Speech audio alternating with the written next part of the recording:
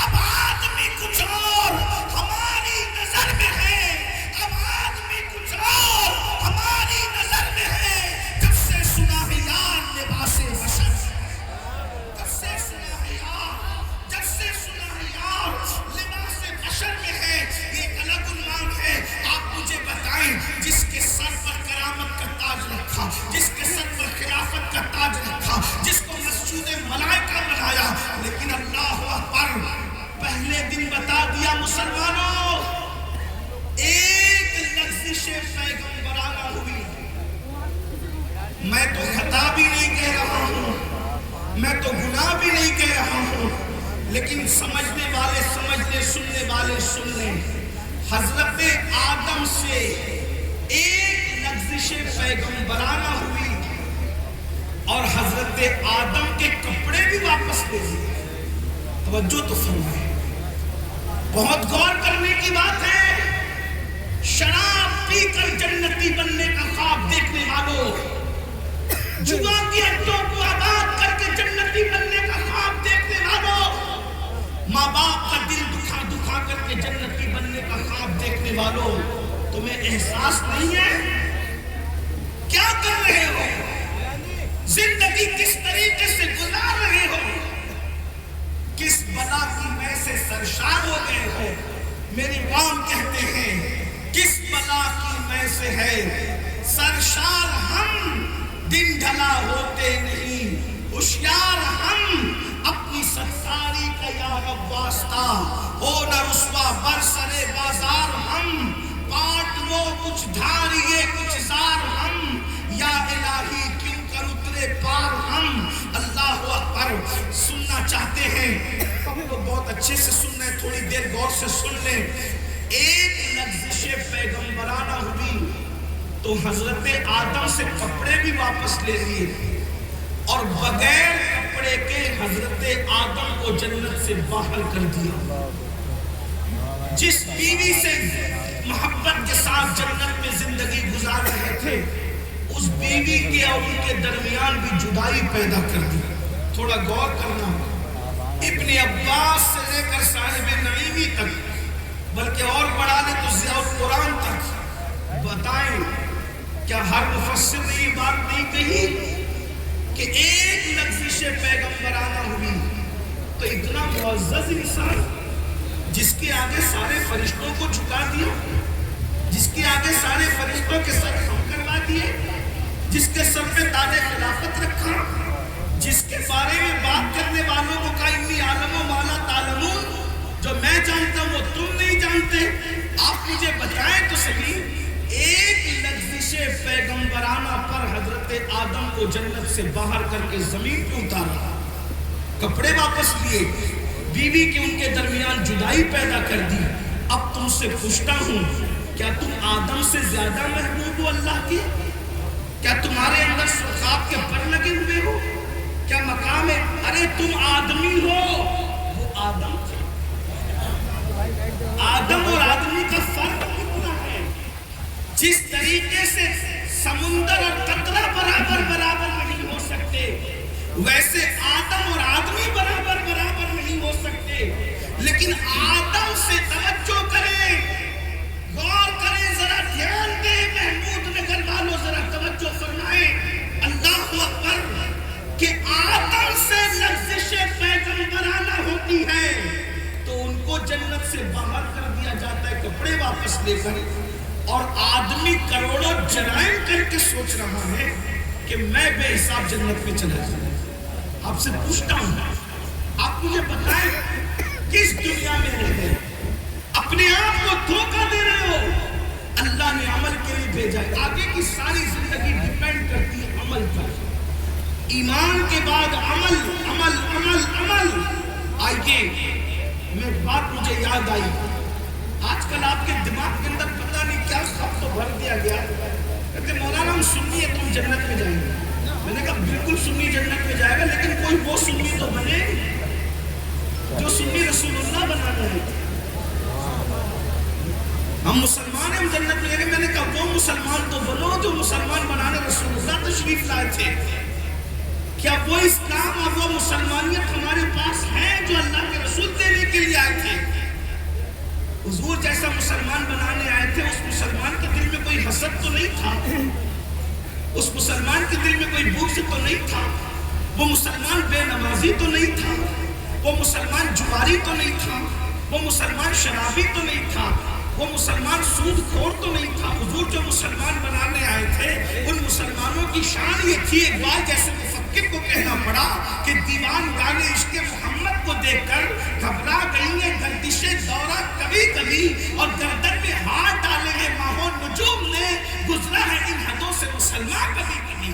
یہ مسلمان کی شان کیا ہے؟ اللہ اکبر. تو یاد رکھیے عمل کی ضرورت ہے. عمل آج ہم عمل نہیں کریں, کوتا ہے عمل کے معاملے میں. آپ کہیں گے بغیر عمل کے کیا جنت نہیں مل سکتی؟ میں نے کہا آئیے ذرا رسول اللہ کے گھر والوں کی بات کر لیں. ایک بہت بڑا نام ہے حضرت خواجہ بندہ نواز گیسو دراز، بہت بڑے بزرگ ہیں سلسلہ چشتیہ کے. ان کے ملفوظات میں انہوں نے ایک واقعہ بیان فرمایا. دیکھیے رسول اللہ کے گھر کی بات جب ان کے گھر والے کرتے ہیں تو اس کا لطف کچھ الگ ہی ہے. حضرت خواجہ بندہ نواز گیسو دراز فرماتے ہیں کہ حضرت امام حسن البصری حج کے لیے تشریف لے گئے. بہت دھیان سے سننے کی بات ہے، کوئی نعرے کی ضرورت نہیں، کوئی داد و فریاد کی ضرورت نہیں، نذرانہ یہاں بھی لا کے دینے کی ضرورت نہیں. وہی بیٹھے بیٹھے رکھیے نذرانہ موصول کر لیں گے. اس کا آسان سا طریقہ یہ ہے نذرانہ دینے کا. ہم منع نہیں کر رہے ہیں، منع نہیں کر رہے، نذرانہ دینا ہے دیجیے، ہم لے لیں گے. لیکن اس کا طریقہ یہ ہے آپ ایک جیب سے نکالیے اور دوسری جیب میں ڈال لیجیے، اور جب محفل ختم ہو جائے تو آج فجر کی نماز اپنے محلے کی مسجد میں جا کے پڑھیے اور اپنے امام سے کہنا یہ میری طرف سے اور سید کی طرف سے آپ کو نذرانہ ہے. ٹھیک ہے؟ ادھر ابھی کوئی نہیں آئے، ادھر ابھی کوئی نہیں آئے گا، ادھر ہی بیٹھ کے سنیے. آپ بیان سن لیں، اس سے بڑا کوئی نذرانہ نہیں. ٹھیک ہے؟ اتنی بات آپ توجہ طلب دیں، دھیان سے سنیے، اچھے سے سن لیجیے. امام حسن البصری، یہ حسن بصری کون ہے؟ ام المومنین حضرت ام سلمہ کی گود میں پلنے والے شہزادے کو حسن بصری کہتے ہیں. مولا علی کے 4 خلیفہ ہیں، مولا مشکل کشا کے 4 خلیفہ ہیں. کمیل ابن زیاد، امام حسن، امام حسین اور حسن البصری، 4 خلیفہ. 2 خلفاء نے سلسلہ چلا، 2 سے سلسلہ رک گیا. امام حسن سے اور کمیل ابن زیاد سے سلسلہ آگے نہیں بڑھا. امام حسین سے اور امام حسن بصری سے سارے سلسلے چلے. امام حسن بصری وہ ہیں کہ رسول اللہ معراج سے جو جبہ پہن کر کے تشریف لائے تھے، اس جبے کو حضور نے مولا علی کو دیا تھا، اور مولا علی کو بھی کس شرط پہ دیا تھا، اس کو بھی سمجھو. بہت پیاری سی بات آ گئی تو عرض کر رہا ہوں، ایک بہت خوبصورت سی بات آ گئی تو عرض کر رہا ہوں. جب حضور معراج سے واپس لوٹے تو حضور علیہ السلام نے اللہ سے عرض کی مولا یہ جو لباس ہے میرا جبہ یہ میں کس کو دوں؟ تو اللہ نے فرمایا میں تمہیں ایک جملہ کہتا ہوں، یہ جملہ جو صحابی کہے گا اس کو دے دو. حضور واپس آئے، ہر صحابی یہ چاہتے تھے کہ یہ جبہ مجھے ملے. رسول اللہ نے فرمایا کہ اگر میں تمہیں دوں تو تم کیا کرو گے؟ تو افضل البشر بعد الانبیاء سیدنا صدیق اکبر. یہ جو میں روایت پڑھ رہا ہوں کہاں سے پڑھ رہا ہوں؟ اس روایت کو میں پڑھ رہا ہوں حضرت محبوب الہی سلطان المشائخ خواجہ نظام الدین اولیاء کی ملفوظات سے. اب آپ کو اطمینان ہونا چاہیے کہ میں کہاں سے پڑھ رہا ہوں. بہت خوبصورت سی بات ہے، آپ کو احساس ہوگا کہ اعمال کی کیا اہمیت ہے، عمل کی کیا اہمیت ہے. افضل البشر بعد الانبیاء سیدنا صدیق اکبر، انہوں نے کہا یا رسول اللہ یہ جبہ مجھے دے دے. آقا نے کہا تمہیں دوں گا تو تم کیا کرو گے؟ انہوں نے اس کی یا رسول اللہ اگر آپ نے مجھے دے دیا تو میں صداقت کو اختیار کروں گا اور صداقت کو عام کروں گا. آقا نے کہا بہت بڑا عمل ہے صداقت، لیکن یہ تمہارے حصے میں نہیں. سیدنا فاروق اعظم کھڑے ہوئے، حضور مجھے دے دیں، آپ کیا کریں گے عمر؟ اس کے حضور میں عدالت کو اختیار کروں گا اور عدالت کو عام کروں گا. کہا عمر یہ عمل بھی بہت بڑا ہے مگر تمہارے حصے میں نہیں. عثمان ذوالنورین کھڑے ہوئے، اس کی حضور مجھے دے دے، میں سخاوت کروں گا.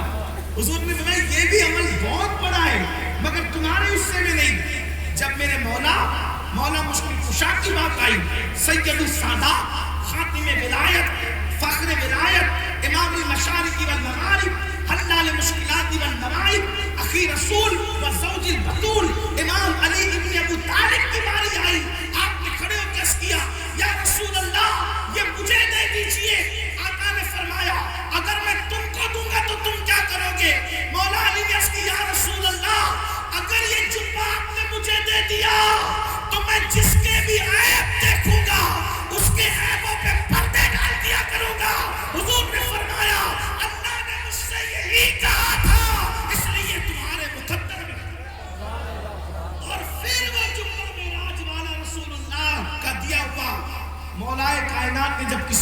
دینا چاہا امام حسن البصری کو عطا فرما۔ اب آپ سوچ سکتے ہیں امام حسن بصری کا مرتبہ کتنا بڑا ہے۔ امام حسن بصری کے بارے میں مولا مشکل کشا کہا کرتے تھے جہاں حسن بصری موجود ہو وہاں میں کسی کو خطاب کرنے کی اجازت نہیں دیتا۔ فرمایا بصرہ کے سارے منبر اٹھا دیے جائیں، حسن بصری کے منبر کے سوا کسی کا منبر نہیں لگے گا۔ یہ امام حسن البصری ہے۔ وہ فرماتے ہیں میں حج کو گیا، جب حج کو گیا تو میں نے دیکھا کہ کعبے کی چھت پر سے کسی کے رونے کی آواز آ رہی۔ غور کرنا جو بات یہی ہے، خدا جانے ہم نے کیا سبق پڑھا۔ حسن بصری کہتے کعبے کی چھت سے کسی کے رونے کی آواز آتی ہے اور آنسو حقیب میں ٹپک رہے ہیں۔ ہر ایک کو کعبے کی چھت پہ جانے کی اجازت نہ تھی۔ امام حسن البصری کہتے ہیں کہ وہ آواز پر جب میں نے توجہ کی تو وہ اس طرح ترتیب پا رہے تھے۔ آواز کیا آ رہی تھی ذرا سنیے۔ وہ آواز آ رہی تھی یا اللہ تو قیامت میں مجھ سے کیا پوچھے گا اور میں تجھے کیا جواب دوں گا؟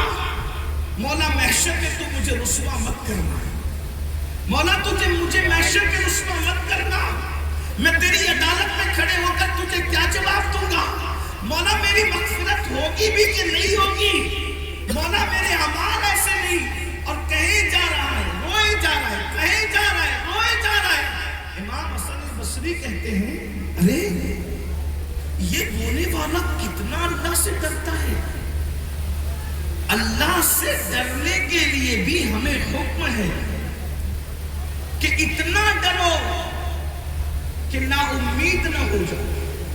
یعنی اللہ سے ڈرنے کے لیے بھی ہمیں حد مقرر کی گئی ہے کہ اتنا مت ڈرو کہ نا امید ہو جاؤ، یہ جائز نہیں ہے۔ ڈرو لیکن نا امید نہیں ہوگی، اس لیے کہ ایمان صرف خوف کا نام نہیں ہے اور ایمان صرف امید کا نام نہیں ہے۔ الایمان بین الخوف والرجاء، ایمان خوف اور امید کی درمیانی کیفیت کا نام ہے۔ اس سے ڈرو بھی اور اس سے امید بھی رکھو۔ اس کی بہترین مثال سیدنا فاروق اعظم کا جملہ ہے، فرماتے ہیں اگر قیامت میں اعلان ہوگا کہ سب جنت میں جائیں گے سوائے ایک کے، تو فاروق اعظم کہتے میں ڈروں گا کہ وہ ایک جہنمی میں تو نہیں، اور اگر یہ اعلان ہوگا کہ سب جہنم میں جائیں گے سوائے ایک کے تو میں امید کروں گا کہ انشاءاللہ وہ جنتی میں ہی۔ یہ امید اور خوف کے درمیان کی کیفیت کا نام ایمان ہے۔ تو امام حسن بصری کہتے ہیں یہ اتنا کیوں رو رہا ہے؟ شاید کسی دیہاتی وائز نے اس کو زیادہ ڈرا دیا ہے اور ڈرانے کی وجہ سے یہ زیادہ ڈر گیا ہے۔ اللہ کرے اس کا رونا بند ہو، یہ زمین پر آئے تو میں اس کو سمجھاؤں، اس کو بتاؤں کہ اللہ کے بندے اتنا نہیں ڈرتے، کچھ امید بھی رکھتے ہیں۔ لیکن امام حسن بصری کہتے ہیں جب وہ رونے والا رو کر کعبے کی چھت سے نیچے اترا اور میرے سامنے آیا تو میرے پیروں کے نیچے سے زمین کھسک گئی۔ میں اس کی کیا اصلاح کر سکتا تھا؟ میں تو حیران رہ گیا، اب میں کیا کروں؟ کیونکہ وہ رونے والا کون تھا؟ حضرت بندہ نواز اپنے ملفوظات میں فرما رہے، میں وہاں سے پڑھ رہا ہوں، الگ الگ نام آئے ہیں لیکن بندہ نواز نے جو نام لیا ہے میں وہ نام لے رہا ہوں۔ اب ذرا غور سے سننا محمود آباد اور گرد نواز سے آنے والوں توجہ کرنا۔ اللہ اکبر۔ امام حسن البصری کہتے ہیں جو قیامت کو یاد کر کے، اللہ کے عذاب کو یاد کر کے، خدا کے عذاب کو یاد کر کے، جہنم کے دہتے میں شعلوں کو یاد کر کے آنسو بہا کر حتیم کے اندر اپنے آنسوؤں کو نچھاور کر رہا تھا، وہ کوئی اور نہیں تھا۔ وہ کون تھا؟ اسی شہزادے کو، اسی بادشاہ کو دنیا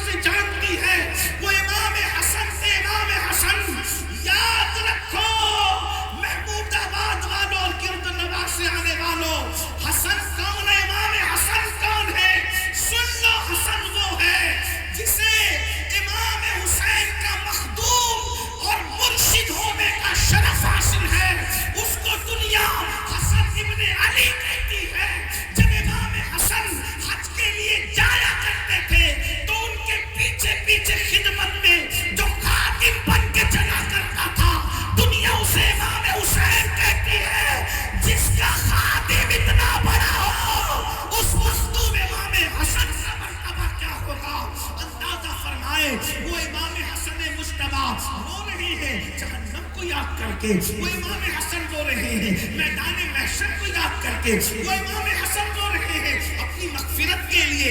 اب امام حسن بصری کہتے ہیں شہزادے اتنا تو نہیں رونا چاہیے، اب ذرا غور کیجیے، آپ کے نانا شفیع المذنبین ہیں، پیر و مرشد نہیں صرف نانا شفیع المذنبین ہیں۔ آپ کے ابا تو ایسے ہیں کہ علی جب تک کسی کو چٹھی نہیں دیں گے کوئی پل صراط سے سلامتی سے گزر بھی نہیں سکتا۔ آپ کے ابا تو وہ ہیں اور آپ کی امی تو وہ ہیں بادشاہ کہ جب میدان محشر میں سب نفسی نفسی کریں گے تو شہزادے تیری امی جب پل صراط سے گزرے گی تو اعلان ہوگا محشر والو اپنی گردنوں کو جھکا لو، آنکھوں کو بند کر لو، فاطمہ بنت محمد پل صراط سے گزر گئی۔ نانا ایسے، ابا ایسے، امی ایسی، اور آپ اپنی مغفرت کے لیے رو رہے، آپ اپنی بخشش کے لیے رو رہے۔ اب سننا امام حسن بصری کے سوال پر امام حسن کا جواب کیا تھا۔ امام حسن کہتے ہیں حسن بصری کیا تم نے قرآن کی آیت نہیں پڑھی جب میرے نانا پر آیت نازل ہوئی وَأَنذِرْ عَشِيرَتَكَ الْأَقْرَبِينَ، اے میرے محبوب اپنے خاندان والوں کو ڈراؤ، اپنے رشتہ داروں کو ڈراؤ، خاص طور پہ نبی کے خاندان کے لیے آیت اتر رہی ہے، محبوب اپنے خاندان والوں کو ڈراؤ۔ تو جب اللہ کے رسول پہ آیت نازل ہوئی کہ اپنے خاندان والوں کو ڈراؤ، امام حسن کہہ رہے میں صرف نقل کر رہا ہوں، جس کو بھی باتیں کرنا ہے وہ بندہ نواز سے باتیں کرے، جس کو اعتراض کرنا ہے امام حسن پہ اگر کر سکتا ہے تو کرے۔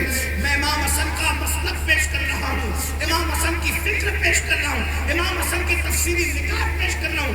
امام حسن مجتبی کہتے ہیں جب رسول اللہ پر آیت نازل ہوئی اپنے رشتہ داروں کو ڈراؤ، اپنے خاندان والوں کو ڈراؤ، تو رسول اللہ نے پھر امام حسن نے نام لیے، میں نام نہیں لوں گا، امام حسن نے کہا اے فلاں اے فلاں اے فلاں اے فلانی اے فلانی اے فلاں، اور پھر فرمایا عمل کرنا عمل، عمل کرنا عمل، عمل کرنا عمل، یہ مت سمجھنا کہ تم نبی کے خاندان کے لوگ ہو۔ اللہ پر غور کریں، رسول اللہ امام حسن کہہ رہے رسول اللہ نے نام لے کر پکارے فلاں فلاں فلاں فلاں، انہوں نے نام بھی لیے، میں نام نہیں لے رہا ہوں اس لیے کہ میری زبان میں اتنی طاقت نہیں کہ ان ناموں کو میں لے سکوں، لیکن بات جتنی ہو سکتی اتنی کر رہا ہوں۔ اے فلاں اے فلاں اے فلاں اے فلانی اے فلانی، عمل کرنا عمل، عمل کرنا عمل، عمل کرنا عمل۔ حافظ فرمایا کہیں ایسا نہ ہو لوگ عمل لے کر آئیں اور تم صرف رسول اللہ کا نسب لے کر آؤ۔ فرمایا میرے آقا نے امام حسن کرے حسن بصری کو، امام حسن کرے حسن بصری کو، حسن بصری میرے نانا نے کہا تھا ایسا نہ ہو نبی کے گھر والوں کہ لوگ عمل لے کر آئے اور تم صرف نسب لے کر آؤ۔ جس کو عمل نے پیچھے کر دیا اس کو نسب آگے نہیں کر سکتا۔ اور پھر فرمایا نبی کے گھر والوں جب اللہ کسی کو عذاب دینے کا فیصلہ کر لے تو دنیا کا کوئی انسان کسی کو اللہ کے عذاب سے بچا نہیں سکتا۔ اب میں آپ سے پوچھتا ہوں میرے بھائیوں، رسول اللہ کے گھر والے میدان محشر کو یاد کر کے اس قدر رو رہے ہیں، اس قدر آنسو بہا رہے ہیں، اور ہمارے پاس عمل کے معاملے میں کیا ہے؟ یہی کہ جمعہ کی 2 رکعت پڑھ کے مسجدوں سے ایسے بھاگتے ہو جیسے اسکول کی چھٹی ہونے پر اسکول کے بچے بھاگتے ہیں۔ کدھر گیا عمل؟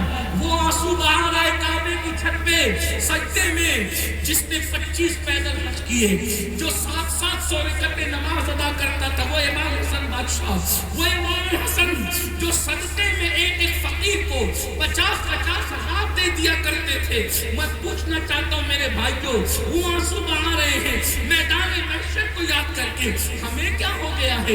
اللہ اکبر، زندگی میں نماز کے لیے ٹائم نہیں ہے۔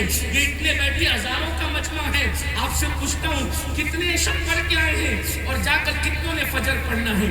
یہی تو رونا ہے۔ جلسے میں مولانا کے پاس بیٹھنے کے لیے 5 گھنٹے کا وقت نکال سکتے ہو، سر آنکھوں پہ سلام کرتا ہوں تمہیں سلام ہے، برائی نہیں کر رہا ہوں، مولانا کی بات سن لیے مولانا سے ملنے کے لیے 5 گھنٹے کا ٹائم ہے، مولا سے ملنے کے لیے 5 منٹ کا ٹائم تمہارے پاس نہیں ہے۔ آپ سے پوچھنا چاہتا ہوں، ہمارے پیچھے پھرتے ہو ہاتھ چومنے کے لیے، وہ سید کے ہاتھ چوم لے، مولانا کے ہاتھ چوم لے، پیر کے ہاتھ چوم لے، ہمارے قریب آ بھی گئے، ہم تمہارا کیا بنا پائیں گے؟ سچی بات کر رہا ہوں، برا مت ماننا، میرے پاس آگے میں تمہارا کیا بنا سکوں گا؟ میرے بھائی، ہم لوگ تو انسان ہیں، انسان کمزور لوگ ہیں، بیمار پڑو گے ہم تو تمہاری خیریت بھی پوچھ نہ سکیں، اتنے ہم کمزور ہیں۔ ہمارے قریب آنے کے لیے اتنا دوڑ بھاگ کرتے ہو، اتنی محنت کرتے ہو، بیمار پڑو گے تو میں خیریت بھی نہ پوچھ سکوں آپ کی، بلکہ دوبارہ ملو تو شاید پہچان بھی نہ سکوں آپ کو۔ چلے اگر پتہ چل جائے، پہلی بات پتہ تو چلے کہ آپ بیمار ہو، اللہ نہ کرے کسی مصیبت میں پڑو، میں مصیبت دور کر سکتا ہوں؟ نہیں کر سکتا۔ اگر آپ کی روزی کا مسئلہ ہو، میں روزی دے سکتا ہوں؟ نہیں دے سکتا۔ میں آپ کو سچی بات کہنے آیا ہوں، اصلاح معاشرہ کی محفل میں آپ کے ساتھ فراڈ کرنے نہیں آیا، مجھے مرنا ہے، ہمیں ذمہ داری سونپی گئی ہے سچی بات پہنچانے کی۔ بھائی، مولانا کے قریب ہونے کے لیے تم اتنی محنت کر رہے ہو، اتنی محنت کبھی مولا کے قریب ہونے کے لیے بھی کر لو۔ مولانا تو تیری خیریت بھی نہیں پوچھ پائے گا میرے بھائی، پیر صاحب تو تیری خیریت بھی نہیں پوچھ پائیں گے میرے بھائی، سیاسی لیڈر تو تیری خیریت بھی نہیں پوچھ پائیں گے۔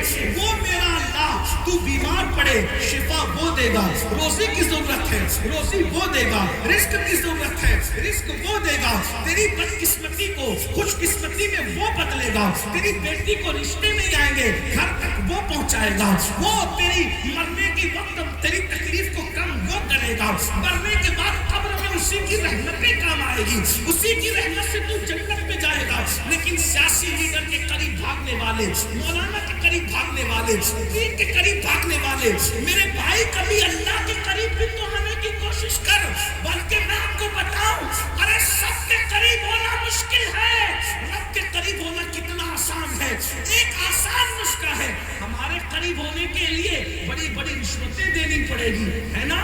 میں بات کہہ دوں سچی بڑے بڑے تحفے دینے، ارے بھائی یہاں تو امیر اور غریب میں بھی فرق ہو گیا، مسافے میں غریب آئے تو الگ انداز، امیر آئے تو الگ انداز، یہی ہے نا؟ خوبصورت آئے الگ انداز، بدصورت آئے الگ انداز، ان پڑھ آئے الگ انداز۔ ظالموں نے مسافے کو بھی غریبی اور امیری میں بانٹ دیا، شادیوں کو بھی غریبی اور امیری میں بانٹ دیا، بیماری کو بھی غریبی اور امیری میں بانٹ دیا، جنازوں کو بھی امیری اور غریبی میں بانٹ دیا۔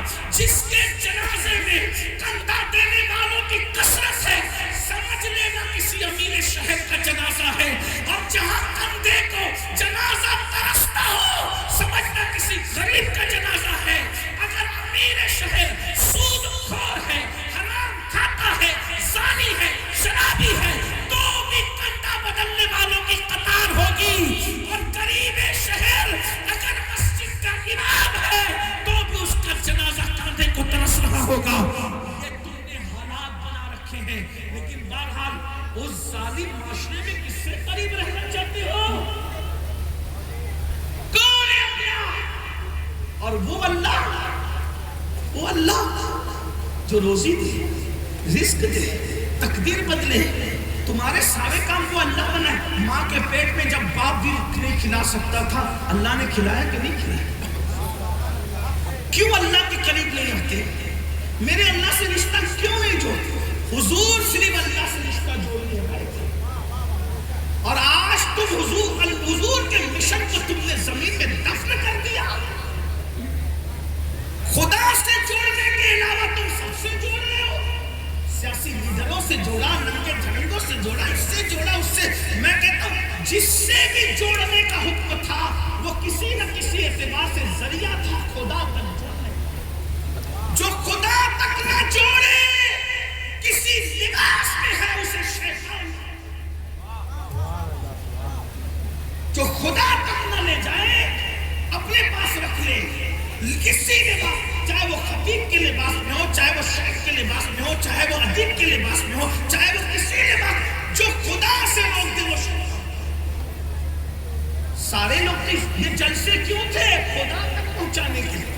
اگر جلسہ خدا سے روک دے تو یہ شیطان، روک دیا نا خدا ارے تمہیں نماز پڑھنے کی کیا ضرورت ہے؟ ہم لے جائیں گے جنت میں. ہاں تم خود بھی نہیں جاؤ گے جناب. تم کدھر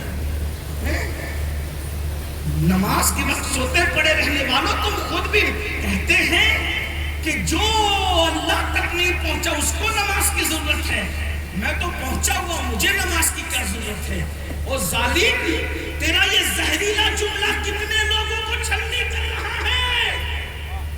اگر خدا تک پہنچنے والے کو نماز کی ضرورت ہے اور جو پہنچ گیا اس کو ضرورت نہیں ہے، تو امام حسین کا تو آخری کام ہی سجدہ تھا. تو کیا امام حسین نہیں پہنچے تھے اللہ تک؟ بتا تو صحیح.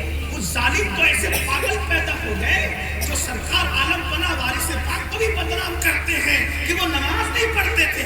وارث پاک کہتے ہیں جو نماز نہ پڑھے وہ کچھ بھی ہو سکتا ہے، میرا مرید نہیں ہو سکتا. وارث پاک کو بدنام کیا، مدار پاک کو بدنام کیا، بزرگوں کو. ہمارے کسی بزرگ کے یہاں بے نمازی کی گنجائش نہیں. ہمارے اس لیے کہ وارثی ہونے کے لیے بھی مسلمان ہونا ضروری ہے، قادری ہونے کے لیے بھی مسلمان ہونا ضروری ہے، چشتی ہونے کے لیے بھی مسلمان ہونا ضروری ہے. اور یاد رکھنا، جو مسلمان ہوگا وہی قادری ہوگا. ایسا نہیں ہو سکتا کہ مسلمان نہ ہو اور قادری ہوگا. ایسا نہیں ہو سکتا. غوث پاک فرماتے ہیں بے نمازی مر جائے اسے مسلمان کے قبرستان میں دفن مت کرو. جب غوث اعظم قبرستان میں قبول نہیں کرتے تو غوث اعظم اپنے سلسلے میں کیسے قبول کریں گے؟ بتاؤ تو صحیح، بتائیے نا ذرا. اور وارث پاک کہتے ہیں وہ وارثی ہی نہیں ہے. پتا چلا وارثیت کپڑے رنگنے کا نام نہیں ہے. وارثیت دل کو عشق مصطفیٰ سے رنگنے کا نام. قادریت ٹوپیوں کے کلر کا نام نہیں ہے. قادریت عشق مصطفیٰ کے رنگ کا نام ہے. چشتیت کپڑوں کے رنگین کرنے کا نام نہیں ہے. چشتیت صبغۃ اللہ ومن احسن من اللہ صبغہ کی عملی تفسیر کرنے کا نام ہے. نماز کو چھوڑتے سب کو پکڑنے کے لیے بہت مشکل ہے. اور رب کو پانا کتنا آسان ہے. آیت نہیں پڑھوں گا ورنہ سجدہ تلاوت لازم آ جائے گا. اللہ فرماتا اللہ کے قریب ہونے کا آسان ذریعہ کیا ہے پتہ ہے؟ کتنا آسان ہے، سن لو. سجدہ کرو اور اللہ کے قریب ہو. نہ کوئی تحفہ دینا ہے، نہ کوئی چاپلوسی ہے، نہ کسی کا کچھ نہیں. کتنا آسان. اور یہ نہیں کہا کہ مولانا سجدہ کرے گا تو وہی قریب ہوگا، سید کرے گا تو وہی کو وہ قریب ہوگا، نمازی کرے گا تو وہی قریب ہوگا. آپ کو بتاؤں، سن لے بس بات ختم کروں. اختتام اللہ کرے بات دل میں اترے. میرا اللہ تو ایسا ہے، کوئی سجدہ کرے اللہ اس کو مل جاتا ہے. اللہ فرماتا ہے جب میرا بندہ سجدے میں سر رکھتا ہے تو میرے اور میرے بندے کے درمیان جتنے حجابات ہوتے ہیں میں سارے حجابات اٹھا دیتا ہوں. اللہ کو پانا کتنا آسان ہے. ایک بات سن لیجیے، ایک دو بات ٹائم پورا ہو رہا ہے. دل چاہتے ہیں آپ اچھے سنے تو سناؤ، لیکن مجھے آگے سفر کرنا ہے، عالم پناہ میں حاضری بھی دینی ہے. تو بات سن لیجیے، توجہ سن لیجیے، غور کیجیے. اللہ کو تم نے سمجھائی، اس کی محبت کو سمجھائی. اللہ کیا کہتا ہے پتہ ہے تم سے؟ کیا کہتا ہے؟ وما قدر اللہ حق قدری. تم نے میری وہ قدر ہی نہیں کی جو قدر کرنی تھی. کیوں بتاؤں؟ سنیں.